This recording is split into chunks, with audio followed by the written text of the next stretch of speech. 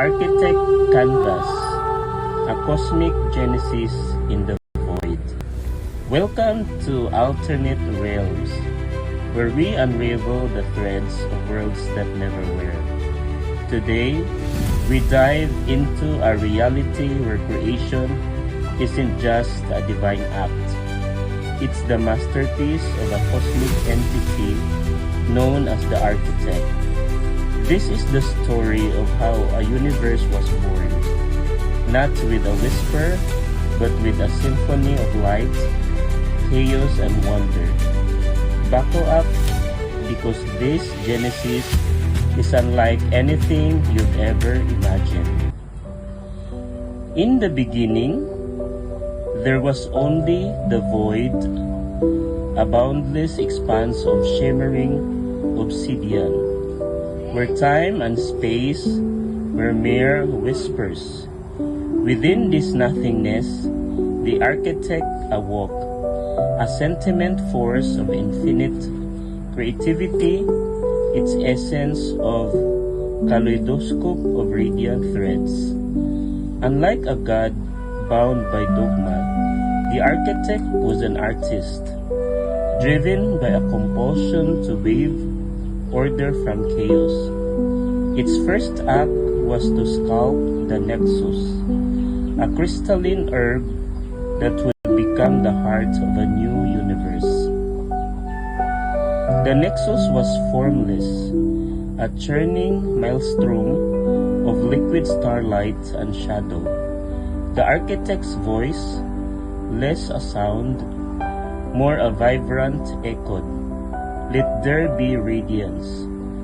From the Nexus erupted a cascade of light, nor soft like dawn, but first like supernova birth. The architect named this light ether, and it danced across the void, carving paths through the darkness. The shadows it left behind were umbra, a living darkness that pulsed with its own quiet intelligence. The architect marveled at this duality, declaring it harmonious. Thus the first cycle, day and night, was born. On the second cycle, the architect turned its gaze to the Nexus' chaotic waters, pools of liquid stardust, and turned beneath the ether's glow. Let there be a divide, it commanded. The waters split with thunderous roar. Half ascended to form a shimmering canopy called the Celestine Veil, a sky of prismatic mist that refracted light into endless rainbows. Below, the remaining waters pulled into turbulent seas, alive with bioluminescence currents. The architect named this divide horizon, a boundary where dreams and reality would one day meet. By the third cycle, the architect grew restless. Let the sea retreat and let foundations rise. The waters obeyed, parting to reveal jugs, crystalline land masses that glittered like amethyst and quartz. These were the prismallands, their surfaces, each with fractal patterns. From their peaks, the architect summoned verdant sparks, tiny motes of light that burrowed into the crystal, sprouting vines, trees and blooms that pulse with neon hues. Each plant bore seeds that hummed with energy, ensuring their kind would endure. The architect surveyed the vibrant chaos and whispered, "This is vibrant." On the fourth cycle, the architect looked to the Celestine Veil. Let there be beacons to guide the cycles. It wove strands of ether into twin herbs, Solara, a blazing spear that bathed the prismallands in golden warmth, and Luneth, a silver crescent that shimmered with gold light. Smaller sparks became star-shard pinpricks of radiance that whispered secrets of time, seasons, days, years. These lights didn't just illuminate, they sang, gave frequencies shaping rhythms of the world below. The architect nodded. This is purposeful. The fifth cycle brought motion, lit the sea swarm and the veil soar. From the bioluminescence depths rose aquaforms, creatures with translucent bodies that shifted between solid and liquid, their scales refracting light like prisms. In the veil, sky weavers took flight, bird-like beings with wings of woven starlight, leaving trails of color as they danced.